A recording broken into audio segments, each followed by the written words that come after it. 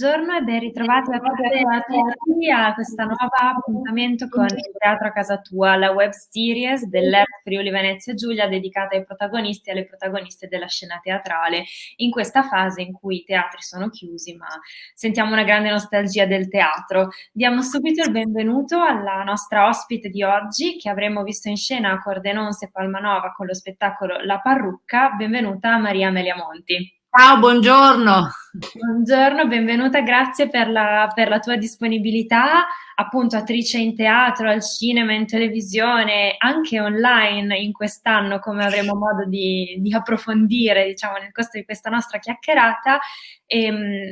Partiamo dallo spettacolo che non abbiamo visto in scena, ma che verrà, diciamo, recuperato nel 2021, La Parrucca. Uno spettacolo appunto in due tempi, in due atti, su un testo di Natalia Ginzburg.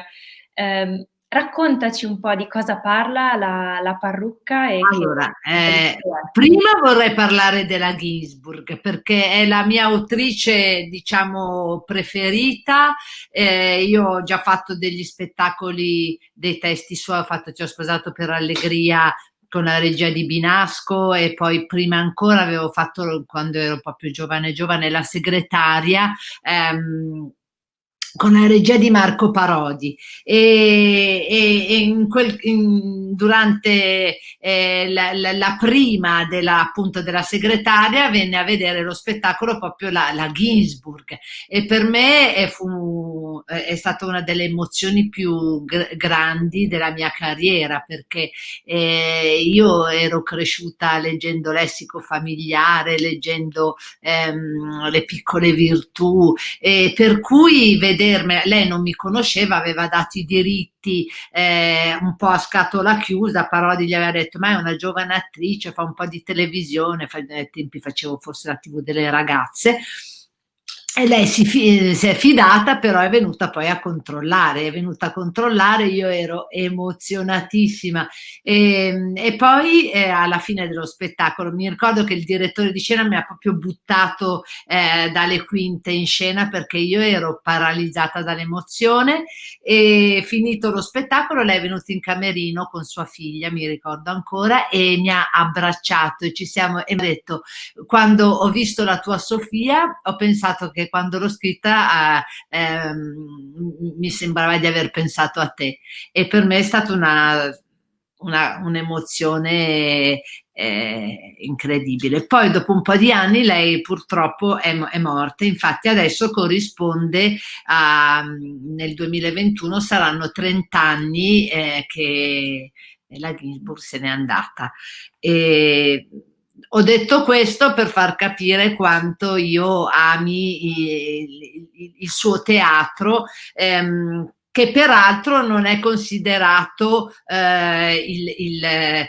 la Ginsburg è considerata molto più importante nei suoi romanzi che nel teatro, però io i suoi personaggi li amo tantissimo. Quelli femminili sono un po' tutti uguali, è come se ci fosse un solo personaggio che interpreta varie storie, per cui non ho mai fatto più testi in tempi ravvicinati. Infatti tra la segretaria, T'ho sposato per Allegria e La Parrucca sono passati più o meno 10 anni. Anche di più, anche 15 diciamo. E la Parrucca è un monologo che però dura mezz'ora e allora inevitabilmente abbiamo dovuto affiancargli qualcos'altro e per cui abbiamo scelto un altro atto unico intitolato Un paese di mare e per cui lo spettacolo è composto da questo atto unico che è Un paese di mare dove siamo io e Roberto Turchetta che fa appunto mio marito e il secondo atto che è appunto il monologo della Parrucca. La regia è di Antonio Zavatteri. Messi insieme questi due atti unici, diciamo, sembra quasi siano legati da un percorso, nel senso può sembrare che il primo tempo sia questa coppia che si è appena sposata, una coppia sgangherata degli anni 60, lei figlia di una famiglia ricca, per cui un pochino snob anche, che però segue sempre questo marito sgangherato che dice sempre che se ci andiamo lì, io conosco un amico, mi troverà lavoro, che la trascina in avventure che sempre finiscono a coda di topo, diciamo, perché non trovano mai lavoro, perché succedono sempre delle situazioni drammatiche che non rispecchiano le loro aspettative. E diciamo che questa coppia è una coppia degli anni 60, 68, diciamo, che però non hanno ancora capito cosa sta realmente succedendo, no? Non hanno ancora capito che sta avvenendo una rivoluzione importante, un'evoluzione della donna, un cambiamento grosso. Si incomincia verso la fine dell'atto unico a capire che qualcosa, loro intuiscono che qualcosa sta cambiando. Poi parte il monologo della parrucca, che sembra praticamente il proseguimento della storia di un paese di mare, perché troviamo lei, peraltro, che ha preso un pugno sul naso, per cui dal marito ha il cotone nel naso. Poi voglio dire, la Ginsburg ha sempre una scrittura talmente semplice, semplice come dote, non semplice, è talmente diretta, che riesce a attraversare le cose dolorose e anche tragiche con una leggerezza che le fa quasi diventare comiche, cioè lo spirito di tutta la commedia è leggera, però in realtà lei ha preso un pugno sul naso, poi ti può anche far ridere perché ha sempre il naso, è sempre tutta così, però ha preso un pugno sul naso dal marito. E lavorando appunto con Zavatteri, che è regista, è uscito anche il fatto che probabilmente questa Betta è negli anni, diciamo che il monologo avviene 5 anni dopo, è cresciuta, ha capito che l'evoluzione della donna, ha capito che tante altre cose, si è incuriosita di tante altre cose, gli si è aperto tutto un mondo e inevitabilmente il marito non ha perso un po' il ruolo che aveva prima, e per cui troviamo questa coppia che si sta disfando praticamente. Il marito chiuso in bagno dopo che gli ha dato il pugno sul naso, e lei al telefono con la mamma in un albergo in mezzo alla neve a Todi, dove gli si è rotta la macchina, che praticamente parlando con la mamma spera che il marito senta, e lei racconta che ha un amante che è un intellettuale che è separato dalla moglie, un giornalista, e mentre racconta tutta questa sua nuova vita, che poi si intuisce che non farà mai, perché è una donna sgangherata anche lei, piena di casini personali, spera che il marito senta tutta questa la storia, appunto, Storia cioè, parallela. sì, cioè tenta di lasciare il marito dicendo alla mamma che lo vuol lasciare, ecco. Però adesso magari raccontata così non è tanto stuzzicante. No, però un aspetto, diciamo, che colpisce,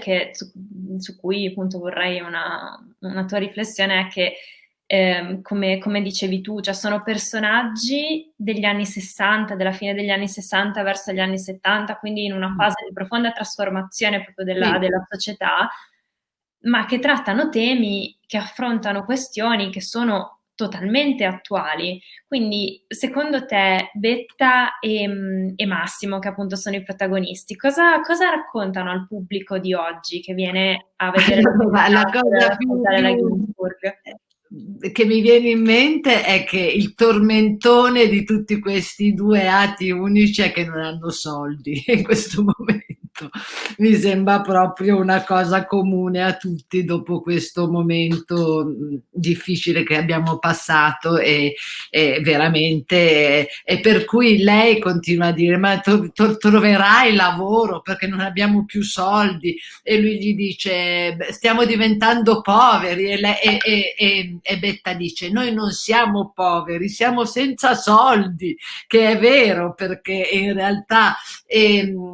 infatti durante il monologo della parrucca il monologo inizia pronto mamma senti ti devo chiedere una cosa abbiamo bisogno di soldi e la mamma si capisce dice ancora con sti soldi e per cui il tormentone è che non hanno soldi, ma diventa un tormentone e alla fine diventa anche una cosa divertente, non è una cosa drammatica. Ed è la forza della Ginsburg, è proprio questo di riuscire a far diventare quasi comiche delle situazioni che in realtà potrebbero essere anche lette in modo doloroso, in modo tragico. Quindi, quindi sì, diciamo che a teatro vengono in questi modo trattati dei temi appunto anche molto seri, anche molto attuali attraverso la penna e la scrittura appunto di un'autrice che è fondamentale appunto per la letteratura Sì, italiana del Novecento, di cui sappiamo poco diciamo della sua scrittura per il teatro, quindi però c'è adesso se vi posso consigliare, è uscita una biografia l'anno scorso molto bella che si chiama La Corsara di Sandra, adesso io mi sbaglio sempre i cognomi, o non mi so se è Petrignano o Petrignano, vabbè insomma cercate La Corsara e dove racconta appunto la vita della Ginsburg e parla anche della sua parentesi teatrale. Lei ha iniziato a scrivere per il teatro per Adriana Asti, che l'ha proprio chiesto se per favore poteva scriverle qualcosa e lei ha detto no, non mi piace scrivere per il teatro, non vorrei mai scrivere, mi vergognerei a scrivere una battuta, dov'è il mio cappello? E poi proprio arriva a scrivere in Ti ho sposato per allegria la prima battuta dello spettacolo è dov'è il mio cappello? E, ed è stata molto criticata lei sul suo lavoro, sulle sue commedie teatrali. Ad esempio, in questa biografia c'è Elsa Morante che dice proprio: hai scritto una cosa talmente schifosa che mi vergogno quasi di essere tua amica. Vabbè, è anche esagerata la Morante, però per dire. E invece io lo amo tantissimo questo teatro perché comunque ha dentro una malinconia e anche quando non so facevo il lavoro, ci ho sposato per allegria con Binasco, Binasco mi faceva lavorare molto sul sentire l'odore, no? La temperatura dell'ambiente e andavo a ripescare quando non so, io ero piccola, io ho due sorelle che sono più grandi di me, per cui che hanno tipo 12 anni più di me, per cui io quando ero piccola in quegli anni lì vedevo le mie sorelle come erano vestite, la musica che sentivano, Caterina Caselli, la malinconia che c'era anche nel sentire un disco della Caselli da soli sul letto, un pomeriggio d'estate, non so, c'è un'atmosfera che a me mi scalda il cuore, mi emoziona, mi ricorda, mi tocca delle corde, non lo so se lo fa solo a me perché quando ero piccola e negli anni 60 io ero piccola e ho questo,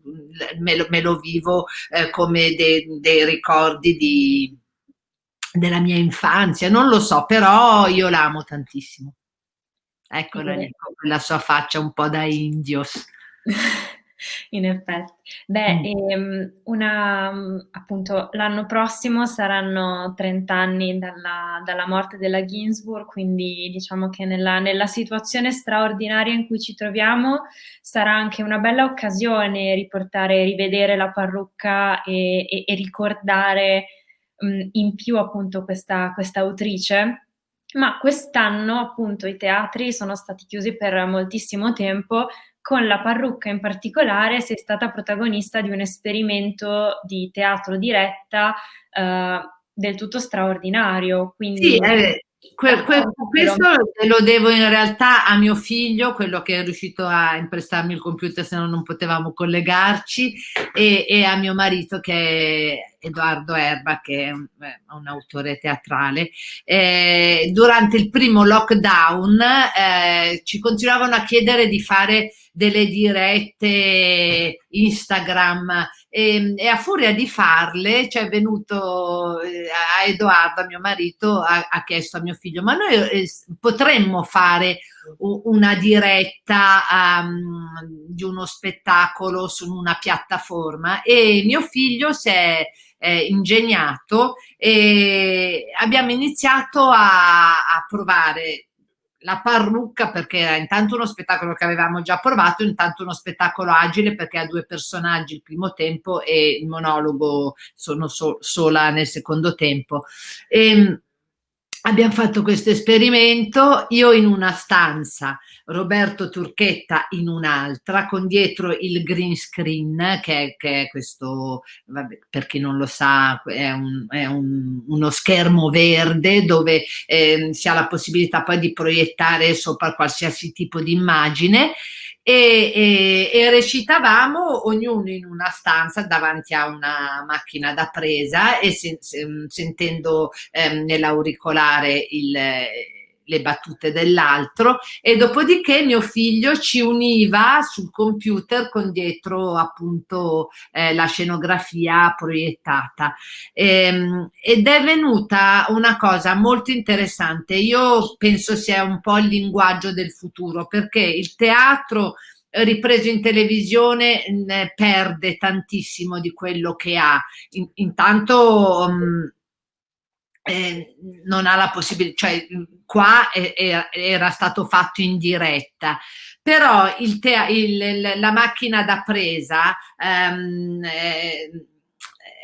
toglie la forza della recitazione teatrale, mentre qua la macchina da presa è ferma e siamo noi che ci avviciniamo o ci allontaniamo, cioè siamo noi attori che decidiamo il primo piano,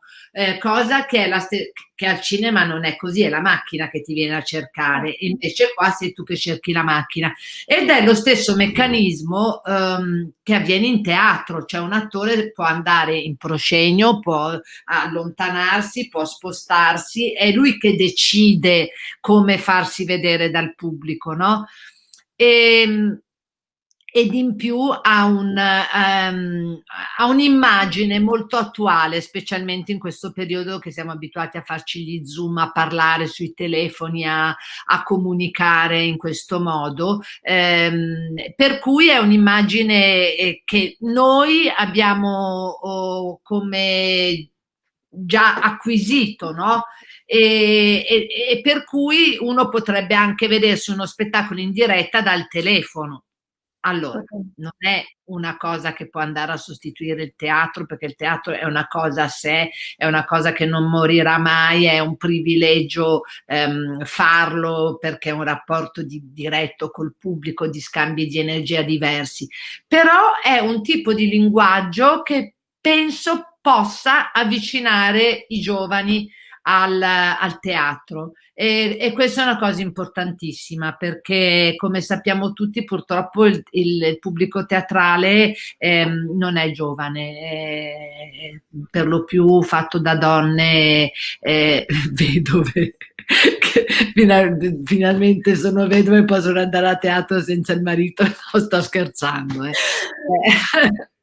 In questo modo di riprendere, che poi se avete voglia c'è il promo, lo potete vedere, lo potete anche andare, c'è la scenografia dietro che è sempre è compressa, cioè tu in qualsiasi posizione sei, non è che vedi un particolare ingrandito della scenografia, la vedi tutta, no? Ed è un po' il meccanismo quasi dei cartoni animati, per dire, cioè un modo veramente nuovo. Io adesso spero che con questa sempre questa idea che ha avuto Franceschini di fare questa piattaforma Netflix, Cili, si possa utilizzare questo modo di riprendere teatro, perché intanto si può dar lavoro a tanti attori, anche perché uno può fare uno spettacolo che magari ha già fatto senza bisogno di ritirare fuori le scene, ritirare fuori tutto, perché basta una fotografia delle scene che avevi che si può riprodurre. Sì. Infatti l'aspetto che io trovo interessante è proprio il voler applicare una tecnologia nuova, cioè non limitarsi a riprendere lo spettacolo esattamente come era, appunto in maniera un po' più televisiva o cinematografica, ma immaginare proprio una messa in scena digitale diversa e anche un pochino testare se questo tipo di soluzione funziona. Infatti è questo che ti chiedo, da attrice, come ti sei trovata a recitare appunto nella stanza col green screen e soprattutto dover interagire con Roberto Turchetta senza che lui fosse lì? Cioè, come ha funzionato l'interazione tra voi a distanza? Allora, è molto più divertente recitare insieme, però in fondo è anche un po' lo stesso meccanismo di quando sei al cinema, che fai i primi piani e dici la battuta e magari c'è un puntino dove tu devi guardare perché quel giorno non c'è l'attore a cui tu stai dicendo le battute. Però il teatro è diverso. Certo, non è una cosa che sostituisce il teatro, ma è una cosa che può far avvicinare i giovani alle commedie teatrali. E questo è. Il fatto di recitare in una stanza praticamente, perché noi recitavamo ognuno in una stanza, per terra avevamo fatto con lo scotch un triangolo diviso in segmenti, di modo che io sapevo che quando magari Roberto mi diceva una battuta ed era alla finestra, io guardavo nel segmento 2, quando magari invece mi diceva la battuta, io sapevo che era in camera da letto, guardavo il segmento 3 girandomi, no? Questo però il contro, oltre i pro che ha questo modo di riprendere il teatro, i contro sono che naturalmente conviene fare bisognerebbe utilizzare uno spettacolo che uno ha già messo in prova, ha già fatto. Allora a quel punto lì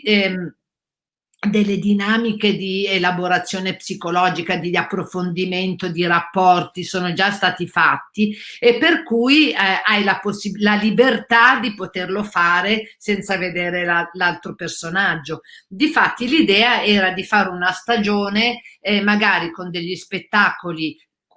per adesso semplici o a 2 o a 4 personaggi al massimo, che però sono già stati fatti e che però non sono stati ripresi. Ad esempio, io ho fatto con una produzione di Gorizia di Walter Marmora, avevo fatto Nudi e Crudi con Paolo Calabresi. Quello, ad esempio, sarebbe uno spettacolo perfetto perché noi l'abbiamo fatto, ormai sono 4 anni che non lo facciamo, però l'abbiamo fatto per 3 anni, per cui l'abbiamo bene digerito, lavorato, lo conosciamo bene. È uno spettacolo a 3 personaggi ed è uno spettacolo che si potrebbe fare facilmente, perché anche se Mramor avesse buttato via le scene, uno ha le fotografie e lo può rifare e così il pubblico avrebbe anche la possibilità di vederlo, no? Sì, esatto, per adesso nuovo. Sì, perché comunque il pubblico del web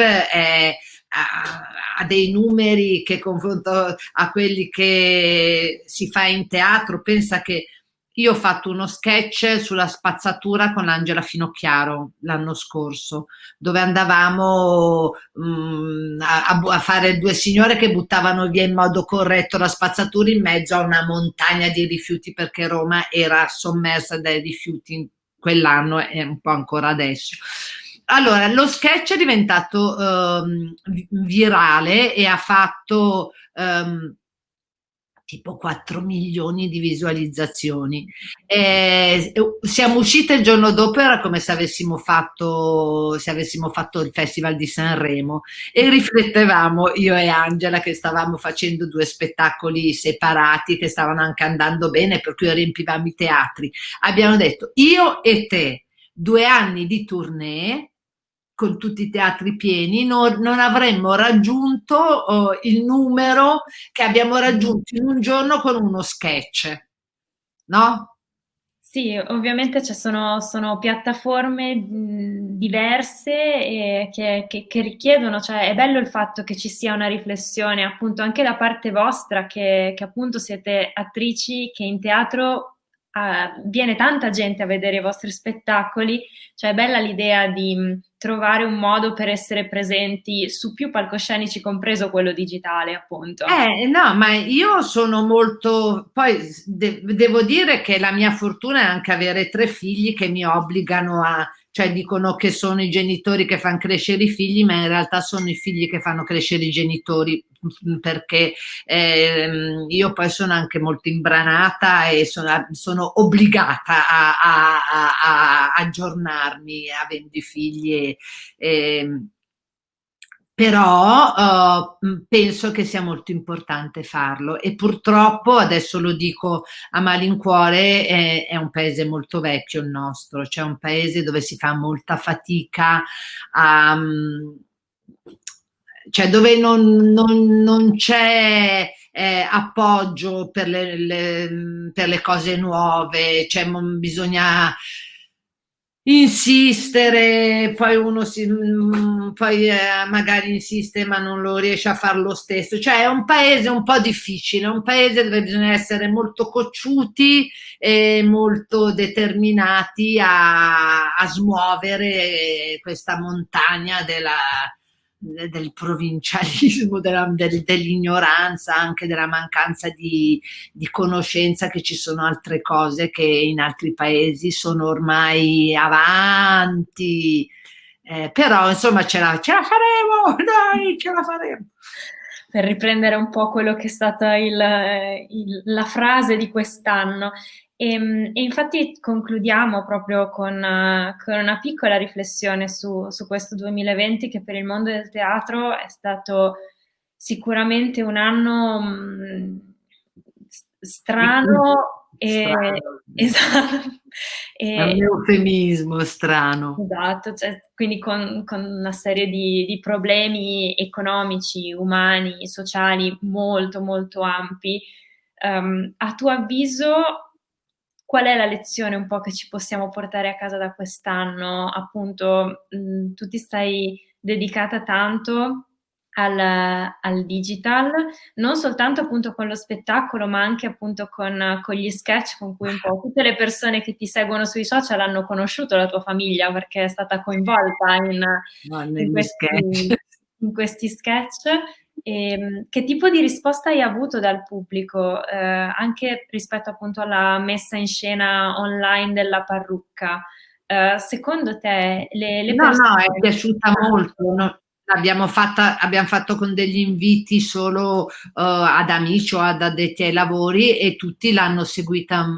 con molto entusiasmo. Per cui penso che sia una strada da percorrere seriamente, indipendentemente dalle porte chiuse che uno incontra, poi a un certo punto ne incontrerà una aperta. Anche gli sketch sono andati bene, hanno fatto ormai eravamo presissimi dai numeri, sembravamo quelli funzionari Rai o della televisione che sono attenti all'audience. No, per chiudere la cosa, in tutto questo,